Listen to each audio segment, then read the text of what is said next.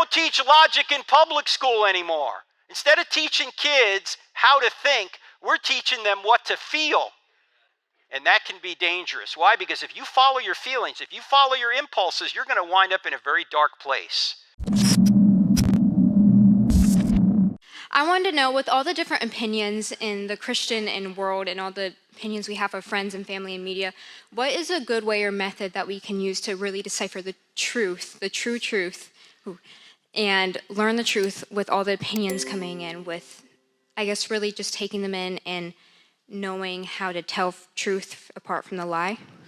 Okay, well, one of the first things we can do is take a course. It's going to sound maybe outside the box. First thing you can do is take a course in logic. Why? You know what you need to know before you can know the Bible? Logic. You need to know how to reason.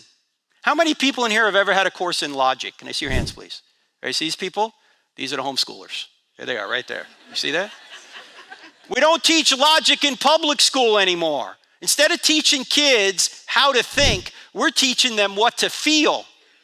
And that can be dangerous. Why? Because if you follow your feelings, if you follow your impulses, you're going to wind up in a very dark place. You need to be able to identify what is true. And so many of the things that are put out there that are said to be true are just logically self-contradictory. Like people will say there's no truth. When they say that, you're going to ask them, is that true? When they say you ought not judge, what are you going to say? Then why are you judging me for judging? Right? When they say you can't know anything, you're going to say, well, how do you know that you can't know? And how do you know that, right? When they say all truth is relative, you're going to say, is that a relative truth? Right? I mean, these are just logically contradictory statements. So one of the ways to cut through all the fog is to learn the law of non-contradiction, which is one of the few laws of logic, and learn how to apply it. And this is going to sound like an exaggeration, but it's not. Half of what I do is the law of non-contradiction. It's just seeing someone say something and go, you're defeating yourself. Like people go, hey, that's just your interpretation. You're going to ask, is that just your interpretation? Right? Immanuel Kant has affected you more than maybe even Jesus has for some of you. He said you can't know the real world. That's how you remember Kant. What do you say to him? If you can't know the real world, how do you know that about the real world? Right? These are logically self-defeating. Or David Hume, the great skeptic. What came out of David Hume later was something known as the principle of empirical verifiability, which said something is only meaningful if it's true by definition or can be affirmed empirically. True by definition, like all triangles have three sides. Or you can empirically verify it. You can get scientific evidence to say, okay, this is true. What's the problem with the principle of empirical verifiability? Can you see it? It defeats itself. Why? Because it's not true by definition and you can't verify it empirically. And yet so many people today think that principle is true. It's not true. Defeats itself. There are truths outside of empirical verification and outside of self-evident truths. So learn logic would be number one. And we have a course, by the way, called Train Your Brain. You know, it's written for 6th to 8th graders, so we tell adults to take it because it's written for 6th to 8th graders. All right? That would be my first suggestion. Then when you go from logic, then you can spend more time on the Bible. Let me just say one thing about the Bible very quickly.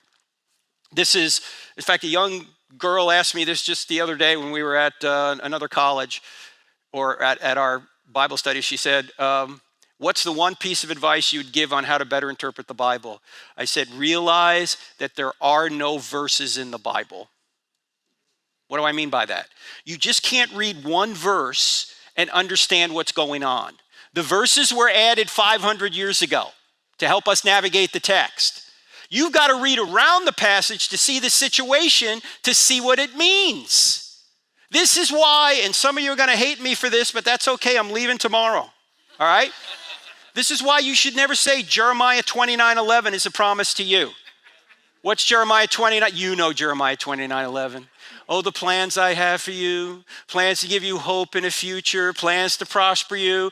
Is this a promise to 21st century Christians living in Columbus, Ohio? No, who is that a promise to?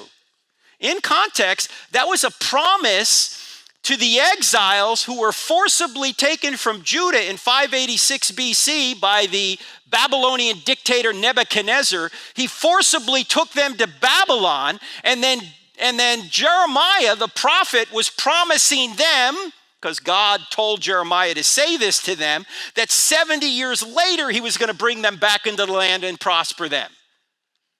It's not a promise to us, yet people think it is. I mean, this is on coffee mugs. This is on posters. This is on birthday cards. And when people say, well, I'm claiming Jeremiah 29:11 for myself, I say, why don't you claim Jeremiah 44:11 for yourself? What's Jeremiah 44:11? That's the promise that God made to the exiles that tried to go to Egypt in 586 BC. You know what Jeremiah 44:11 says? It says, I will destroy you and all Judah. You don't see that stitched into a pillow. You don't see that on a coffee mug. You don't see that on a birthday card, happy birthday. I will destroy you and all Judah. That is so sweet, Grandma. Thank you so much. No. Stop taking stuff out of context. Thank you. Thank you.